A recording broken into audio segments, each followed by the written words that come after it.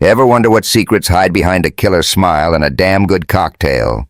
My ladies, gather round.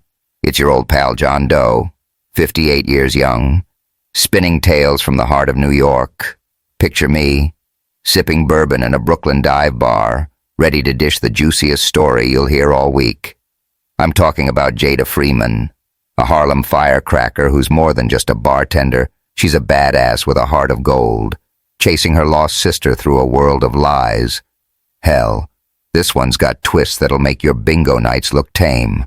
So, grab your wine, cozy up, and let's dive into this wild ride. Drop a comment. What's the craziest secret you've ever uncovered? Hit that subscribe button to keep the stories flowing. My ladies, here we go. The Midnight Groove Bar at the Sterling Heights Hotel in Atlanta was alive with the pulse of a Friday night. Tina Turner's Proud Mary rolled through the air, her raspy voice weaving through the clink of glasses and the low hum of laughter. Behind the bar, Jada Freeman moved like a conductor, her hands a blur as she poured bourbon, muddled fresh Georgia peaches, and splashed soda into a tall glass for her signature Georgia Sunset cocktail.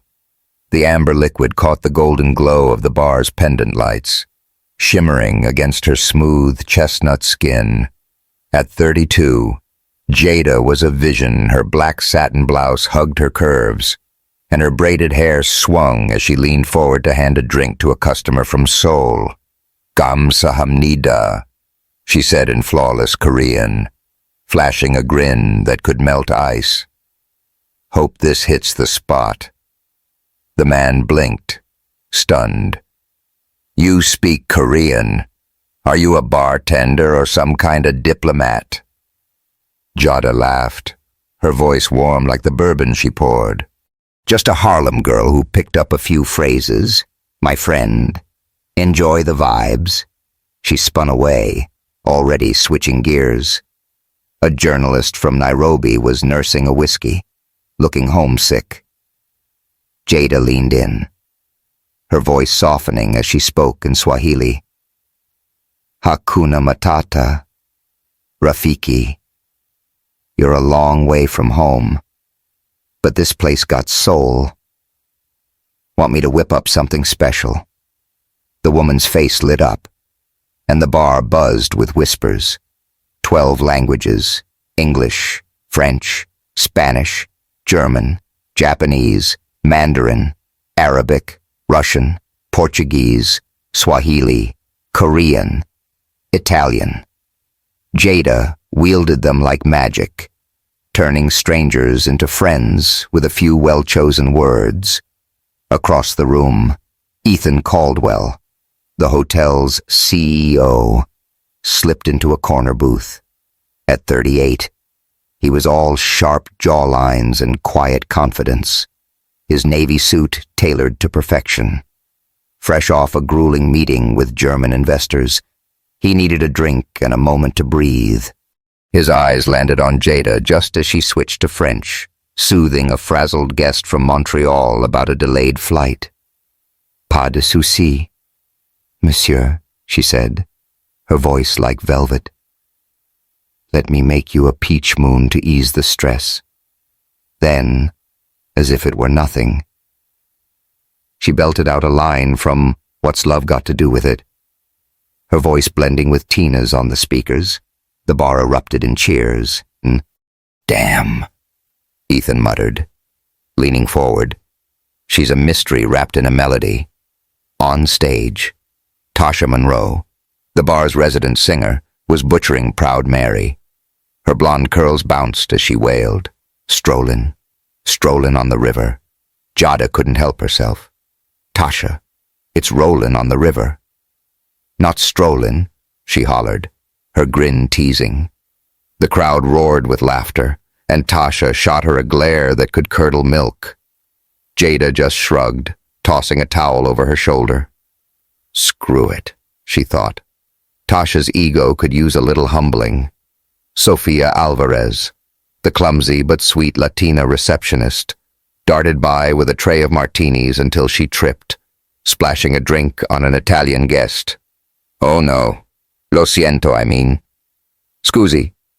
Sophia stammered, her face red. Jada swooped in, switching to Italian. Nessun problema. Signore, let me get you a fresh one. On the house. The guest smiled, and Sophia mouthed, You're a lifesaver. As the night wound down, Ethan approached the bar, his cedarwood cologne cutting through the scent of peach and bourbon. Jada, make me something special, he said, his voice low, almost intimate. She arched a brow, pouring him a Georgia sunset. Their fingers brushed as she slid the glass over, and for a moment, the world shrank to just them, her dark eyes locking with his hazel ones, the air crackling like a summer storm. Damn. Jada, you're a whole vibe, he said, sipping the drink. Where'd you learn to run a bar like it's the UN? Keep it real. Boss, she teased, wiping the counter. A girl's gotta have some secrets, but those secrets weighed heavy.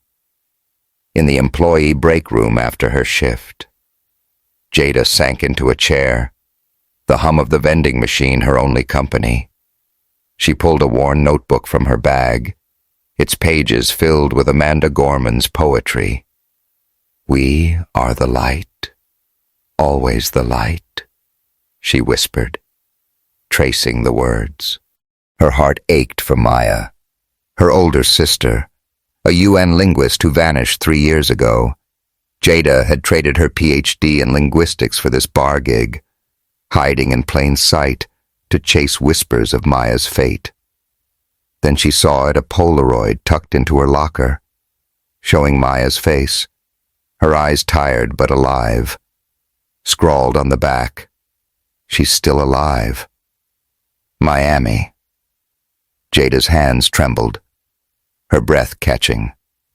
Memories flooded back her and Maya in their Harlem kitchen, singing Ain't No Mountain High Enough. Maya's laughter like a warm hug. Maya. I swear I'll find you, Jada whispered, tears stinging her eyes. No matter what it takes, I'm coming. What's next for Jada? Has this badass bartender hooked you yet? Smash that subscribe button and drop a comment. Where do you think Maya is hiding? Don't miss the next chapter of this wild ride. The Midnight Groove was a different beast on Saturday nights. A swirl of Atlanta's finest locals in sharp blazers, tourists snapping selfies, and the thump of Luther Vandross's Never Too Much, setting the rhythm. Jada Freeman leaned against the bar, her braided hair catching the glow of neon signs as she shook a martini for a chatty couple from Barcelona. Her hands moved with the grace of a jazz drummer, but her mind was elsewhere, replaying the polaroid of Maya she'd found last night. She's still alive. Miami. Those words burned in her chest like a shot of bourbon. Salud, she said, sliding the drinks over in perfect Spanish. The couple grinned, and Jada flashed her trademark smile, the one that hid 1,000 secrets. 12 languages danced on her tongue, a gift from her Howard University PhD days.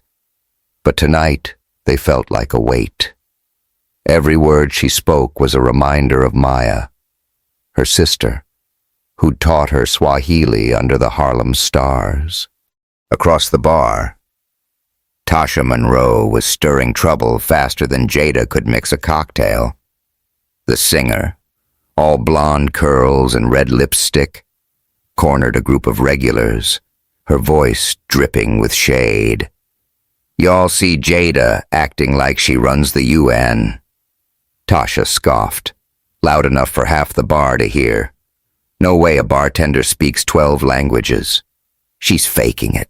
No cap. The regulars murmured, and Jada caught the side eye. She clenched her jaw, Damn.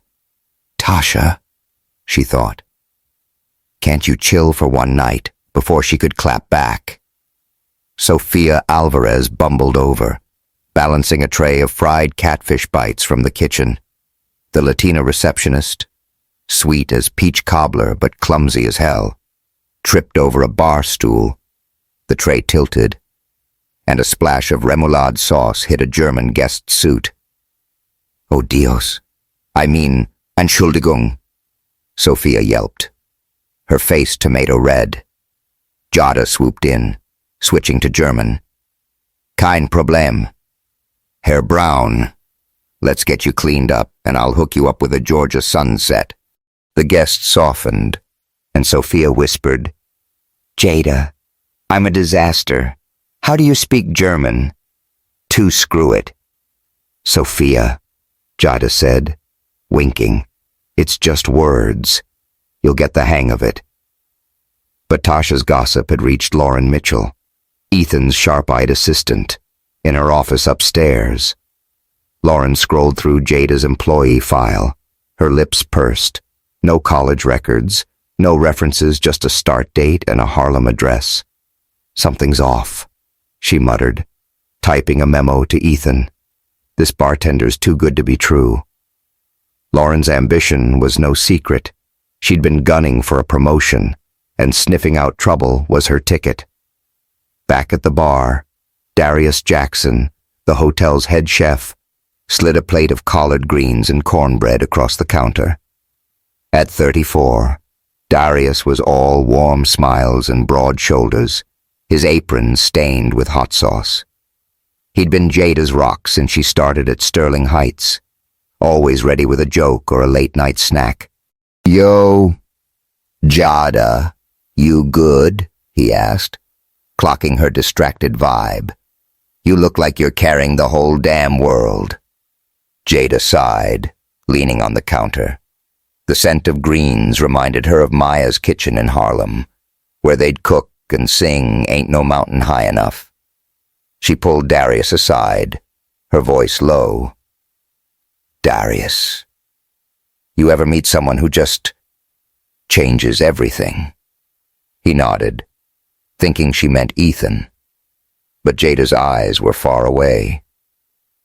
My sister. Maya. She's out there, and I got a lead. Miami. Darius's face shifted. Serious now. Real talk. Jada. I met Maya once, at a conference in Senegal. She was giving a talk on language and power. Kept bragging about her little sis. Said you were a badass who'd light up the world. Jada's breath caught, tears pricking her eyes. She hugged him, her voice shaky. Damn. Darius, don't make me cry mid-shift. Keep it 100, he said, squeezing her shoulder. You're gonna find her. As the bar emptied, Jada slipped into the break room, her notebook of Amanda Gorman's poetry tucked under her arm. She opened her locker, half hoping for another clue. Instead, she found a crumpled note. Check the hotel server. Miami, Warehouse 22, M. Webb. Her heart raced. Malcolm Webb. Maya's old UN contact. She grabbed a spare laptop, her fingers flying as she hacked into the hotel's email system. One encrypted file stood out, mentioning language experiments and subject M, Freeman. Maya. Hell yeah, Jada whispered, her resolve hardening. I'm coming for you. Sis, Jada's on the hunt, and the stakes are rising. Got a guess about what's waiting in Miami? Drop it in the comments and hit that subscribe button to join her journey. Let's see where this badass bartender takes us next. The Miami night was a sticky embrace.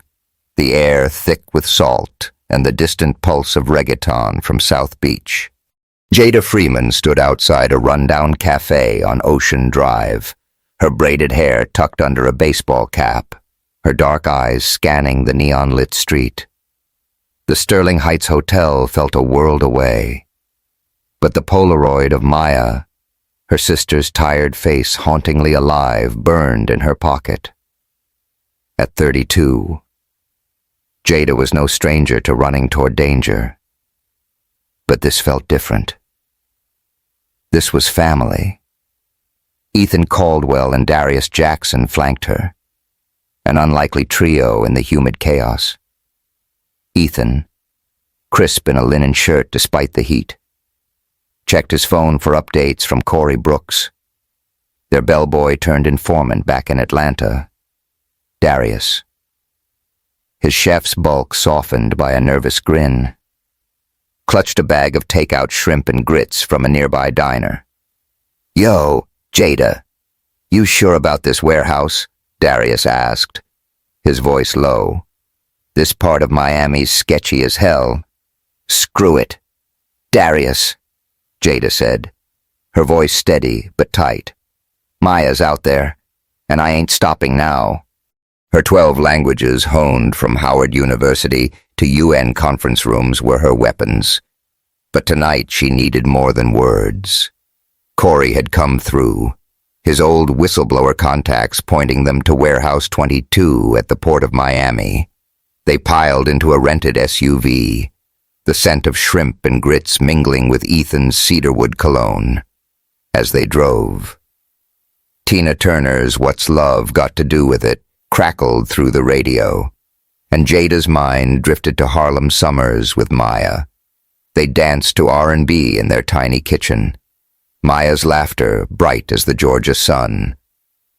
"You're my light, Jada," Maya used to say. Now, Jada clung to Amanda Gorman's words, "We are the light, always the light." At the warehouse, the air was heavy with oil and rust. Corey met them at a side door, his young face tense under a hoodie. "Jada, this place is a damn maze," he warned.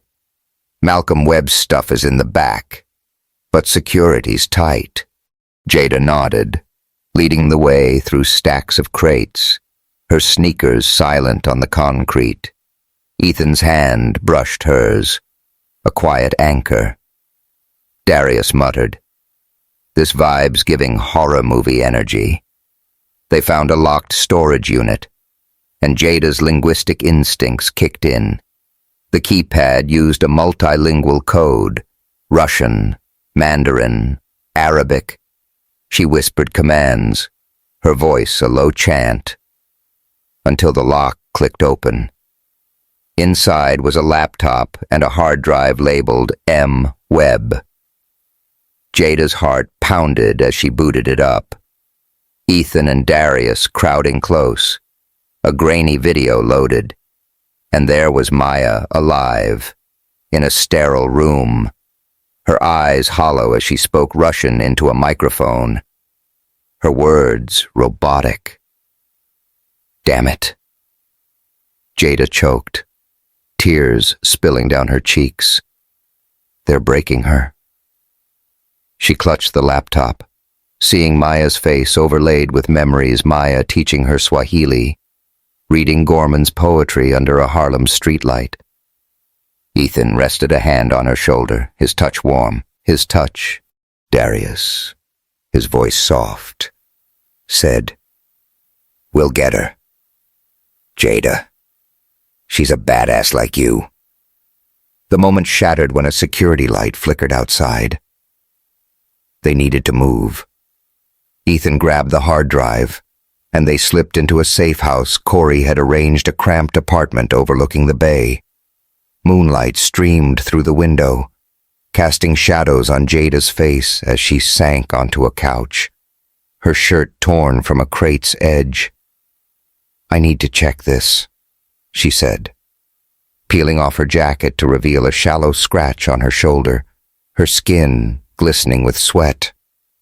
Ethan stepped close, his hazel eyes intense. "Let me," he said, grabbing a first aid kit. As he cleaned the wound, his fingers grazed her skin, sending a jolt through her. The room felt too small, the air charged, her breath hitched, and their faces were inches apart, his cedarwood scent intoxicating. "Jada," he murmured. "I can't lose you." She leaned in, their lips almost touching, then pulled back. "Not now, Ethan. I'm a damn mess. And Maya needs me." Darius broke the tension, stumbling in with a tray of mojitos he'd tried to make. "Taste this," he grinned, oblivious. Jada sipped and gagged. "Darius, did you use salt instead of sugar?" The group burst out laughing, the absurdity a brief escape. "My bad," Darius said, scratching his head. "Cooking's my thing, not cocktails." As dawn crept over Miami, Jada studied the hard drive's files. One document pinpointed a Vortex Group facility in Key West. "That's where she is," Jada said, her voice steel. "We're going." Jada's closing in on Maya, but danger's lurking. What's waiting in Key West? Drop your theories in the comments and hit subscribe to ride along. This journey's just heating up. The Key West night was a humid shroud, the air heavy with mangrove and diesel from the docks. Jada Freeman crouched in the shadows of a rusted pier, her black hoodie blending with the darkness. The Vortex Group's facility loomed ahead, a squat concrete bunker ringed by razor wire, its floodlights slicing through the fog. At 32, Jada had faced her share of risks, but infiltrating a high-security compound to save her sister Maya. This was next level. Her 12 languages, honed from Harlem streets to Howard University lecture halls, were her edge. But tonight, she needed grit. Ethan Caldwell and Darius Jackson waited a mile out on a fishing boat, their faces tense under the glow of a single lantern. Ethan's phone buzzed with updates from Corey Brooks, who was monitoring Vortex's radio chatter from Atlanta.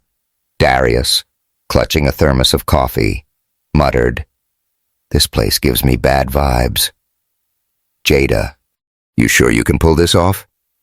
"Hell yeah," Jada whispered through her earpiece, her voice steady despite the knot in her stomach. "Maya's in there, and I'm not leaving without her." She slipped into a drainage tunnel, the stink of stagnant water hitting her like a punch. Her sneakers squelched as she crawled, guided by a map from Malcolm Webb's hard drive.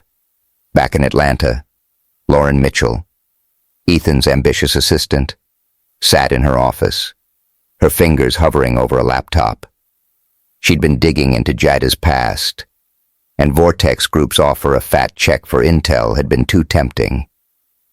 "She's in Key West," Lauren typed, her gut twisting. But as she hit send, doubt crept in. Was she selling out a hero inside the facility? Jada emerged into a basement, the hum of servers vibrating through the walls. The air was cold, sterile, smelling of bleach and metal. She crept through corridors, her heart pounding as she dodged security cameras. A guard's radio crackled nearby, and she froze, whispering a Russian phrase to mimic a technician's voice, "Vesio v poryadke." The guard moved on, and Jada exhaled. "Damn, that was close," she muttered. She reached the detention wing, a row of steel doors under flickering fluorescence. Hacking the control panel, she used a multilingual code Mandarin, German, Arabic, her fingers flying. The door to Maya's cell slid open, and there she was, Maya Freeman, 35, her face gaunt but fierce, her eyes dull from whatever Vortex had done. "Maya," Jada whispered. Rushing forward, Maya blinked, her voice a rasp. "Jada, is this real?" Jada pulled her into a hug, tears streaming down her face, the scent of Maya's lavender perfume, faint but familiar, brought back Harlem Nights cooking collard greens, singing Aretha Franklin's Respect. "It's me, sis," Jada said. "We're getting out." But Maya was weak, her steps faltering. "They're using me," she murmured. Language experiments. Manipulating minds. Jada's blood ran cold. She spotted another prisoner, a journalist. His glasses cracked and unlocked his cell. "Two. You're coming with us," she said, her voice steel. As they moved, alarms blared. Hiroshi Tanaka, a sleek Japanese businessman in a tailored suit, stepped into the hallway, flanked by guards. "Ms. Freeman," he said, his voice smooth as silk. "You can't stop us. Language is power, and we own it. Screw your power," Jada snapped. "I'm taking my sister back." She shoved Maya and the journalist toward the tunnel, but Hiroshi's guards closed in. Jada's earpiece crackled with Sophia Alvarez's voice from Atlanta, where she was patching through Corey's radio. "Jada, it's Sophia. I told the guards they're Key West wannabes." "Oops." Jada stifled a laugh despite the chaos. "Damn. Sophia, your timing's wild, with seconds to spare." Jada darted to a server room, its walls lined with blinking consoles. She plugged in Malcolm's hard drive, downloading Vortex's data files on their mind control tech. Lists of targets, even U.S. politicians. "Come on, you slow-ass machine," she growled as boots thundered closer. The upload finished, and she sent the evidence to Malcolm's global network, praying it would reach the right hands. Guards burst in, but Jada was already gone, leading Maya and the journalist through the tunnel. Outside, Ethan and Darius pulled them onto the boat, the engine roaring as floodlights swept the water. Maya collapsed in Jada's arms, whispering, "You're my light, Jada." Jada held her tight, Gorman's words echoing, "We are the light, always the light." But Hiroshi's voice haunted her. This wasn't over. The fight was heading to Washington, D.C. Jada's reunited with Maya, but the battle's just begun. What's Vortex planning in D.C.? Spill your guesses in the comments and smash that subscribe button. This ride's about to get wilder. Washington, D.C., glittered under a crisp autumn sky, the Capitol dome gleaming like a promise. Inside the Walter E. Convention Center, the Global Economic Summit buzzed with power world leaders, CEOs, and diplomats sipping overpriced coffee, their voices a hum of deals and dreams. Jada Freeman stood in a makeshift command room backstage, her braided hair pulled tight, her dark eyes locked on a laptop screen. At 32, she'd gone from pouring drinks at Atlanta's Midnight Groove to hacking a global conspiracy. Vortex Group's Protocol 7 was set to manipulate the summit's translation system, twisting minds with subliminal linguistic triggers. Not on her watch. Maya Freeman, her sister, sat beside her, still frail from 3 years in Vortex's grip, but fierce as ever. At 35, Maya's eyes burned with purpose, her voice steady as she decoded encrypted files. Ethan Caldwell paced nearby, his navy suit rumpled, his phone buzzing with updates from Corey Brooks in Atlanta. Darius Jackson, the group's heart and chef, fiddled with a radio, his broad frame tense. The air smelled of stale coffee and peach cobbler from a nearby catering tray, a faint nod to their southern roots. Marvin Gaye's "What's Going On" played softly from Jada's phone, grounding her nerves. "Jada, we got 10 minutes before Vortex's signal kicks in," Maya said, her fingers flying over the keyboard, their text embedded in the earpieces subtle. "But it'll make folks agree to shady trade deals without blinking. Damn straight we're shutting it down," Jada said, her voice steel. Her 12 languages were her arsenal, but this fight needed more guts, tech, and a hell of a plan. The bombshell had come from Lauren Mitchell, Ethan's assistant, after betraying Jada in Key West.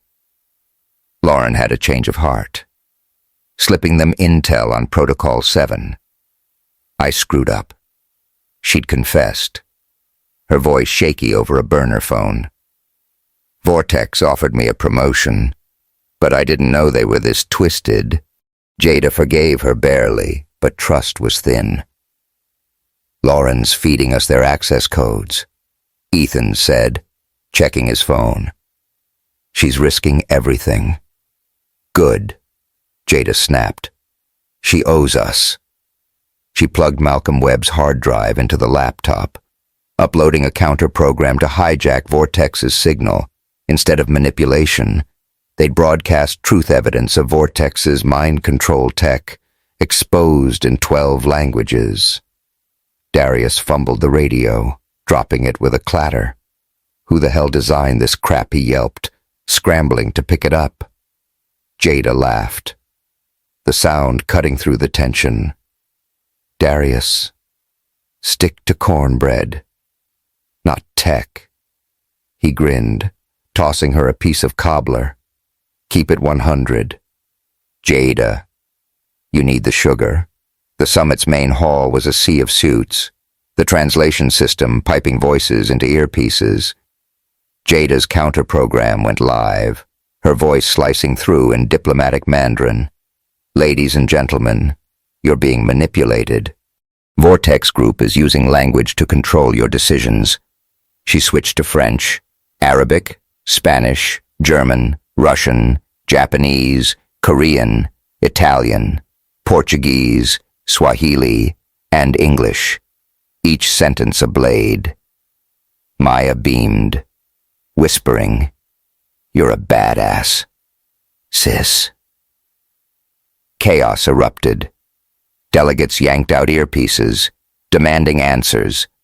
Vortex's tech team scrambled, but Jada's signal was unstoppable, routed through Malcolm's global network.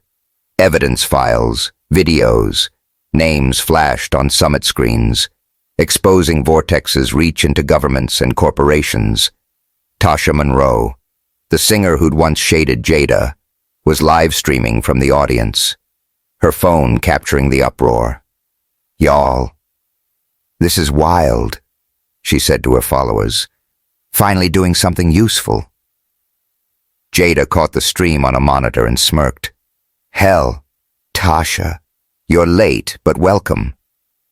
But Vortex fought back. Alarms blared, and security teams Vortex's goons stormed the command room. "They're jamming us," Maya shouted as the signal flickered. Jada's heart raced. "Screw it," she said, activating a backup network Corey had rigged. "Keep it going." Maya Ethan grabbed a chair, ready to barricade the door. "Jada, we're out of time," he said, his hazel eyes fierce. Maya took Jada's hand, her voice cracking. "You're my light, Jada. Always." Jada squeezed back, Gorman's poetry echoing in her mind. "We are the light, always the light." The door burst open, but the broadcast was complete. FBI alerts lit up Ethan's phone. Vortex was exposed. As guards closed in, Jada sent one last message to Corey. "Tell the world, the fight wasn't over. Vortex had another facility, rumored in New Orleans." Jada just shook the world. But is it enough? What's lurking in New Orleans? Drop your thoughts in the comments and hit subscribe. This battle's far from over. The Sterling Heights Hotel in Atlanta glowed under a soft spring sunset, its marble lobby transformed into something new, a beacon of hope. Where once there'd been a glitzy check-in desk, now stood a sleek reception for the Institute for Linguistic Freedom, its walls adorned with quotes from Amanda Gorman and photos of whistleblowers like Malcolm Webb. Jada Freeman, now 33, walked through the space, her black blazer sharp, but her smile as warm as ever. The bartender who'd hidden her PhD in linguistics was gone. In her place stood a director, her 12 languages a bridge to a better world. The Institute's opening ceremony buzzed with energy. Diplomats, linguists, and activists mingled, their chatter blending with Erykah Badu's On and On from hidden speakers. Jada paused by a plaque honoring Malcolm, her fingers tracing his name. "You gave us a shot, old friend," she whispered. Her heart swelled with memories of Maya, her sister, her light singing Ain't No Mountain High Enough in their Harlem kitchen. That fight in D.C. had changed everything. Maya Freeman, now thriving at 36, was in Geneva, testifying before the UN about cognitive liberty. Her video call earlier had been all fire. Jada, "You built this. I'm so damn proud." Jada had teared up. Gorman's words echoing, "We are the light, always the light." Ethan Caldwell stood near the buffet, his hazel eyes tracking Jada. At 39, he'd stepped back as CEO, handing the hotel to the Institute. His divorce scars had faded, replaced by a quiet strength and something deeper for Jada. He approached, holding 2 glasses of Georgia Sunset, the bourbon peach cocktail she'd made famous. "To you," he said, their fingers brushing. The touch sparked warmth, softer than their near kiss in Miami, but no less electric. "You're my damn miracle." "Jada, keep it real." "Ethan," she teased, sipping, "you're the one who bet it all." Their eyes locked, a promise unspoken they'd face whatever came next together. Darius Jackson, now running his own restaurant, Soulfire, across town, was dishing out fried catfish and cornbread to guests. His apron read, "Chef Badass, a gift from Jada." He lumbered over, grinning. "Yo, Jada, tried my new hot sauce yet?" "It's fire." She took a bite and coughed, laughing.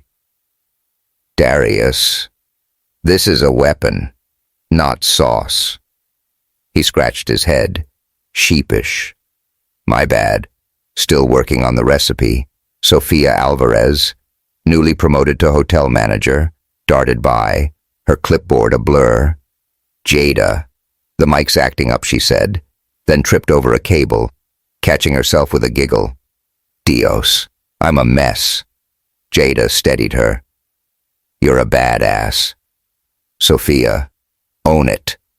Sophia beamed, rushing off.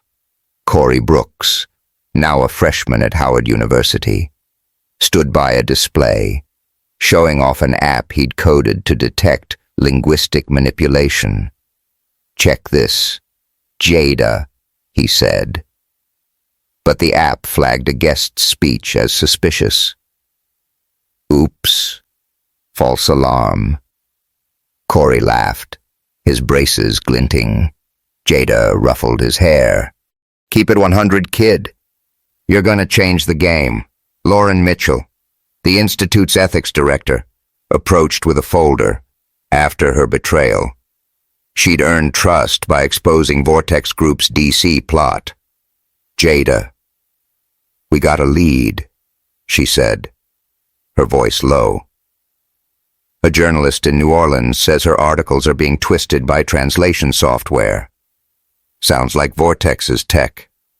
Reborn. Jada's jaw tightened. Damn, they don't quit. The ceremony began, and Jada took the podium, her voice carrying over the crowd. Language is our soul, she said, switching seamlessly to Spanish, Swahili, then English. It connects us, but it can cage us. This institute fights for your right to think free. She read Gorman's The Hill We Climb, her words a prayer for a world unbound. The crowd roared, and Maya's face appeared on a screen, cheering from Geneva. Later, Jada stood by the lobby's fountain, the institute's logo a flame reflected in the water. Ethan joined her, their shoulders brushing. What's next, he asked. She pulled out a note from Lauren, New Orleans. Facility X. The fight ain't over, Jada said. You in hell, yeah, he said, his grin fierce. As they walked into the night, Atlanta's skyline sparkled, a city of dreamers. Jada felt Maya's strength, Malcolm's sacrifice, and her own fire. The light would never fade. Jada's built a legacy, but New Orleans calls. What's your takeaway from her fight? Drop it in the comments, smash that subscribe button, and join us for the next battle. Let's keep the light burning. Well, my ladies, how's that for a damn wild ride? It's John Doe, your storytelling buddy from New York, wiping a tear after Jada Freeman's epic fight. From slinging cocktails in Atlanta to saving her sister Maya and kicking Vortex Group's shady ass. Jada's a hell of a hero, proof that love and guts can light up the darkest corners. But hold up. The game ain't over. New Orleans is calling, and I bet it's gonna be a hot mess. So grab your coffee, or hell, a martini, and tell me in the comments, what would you risk for someone you love? Smash that subscribe button to catch the next chapter. My ladies, let's keep rooting for Jada and her badass crew. Until next time, keep shining, you gorgeous souls.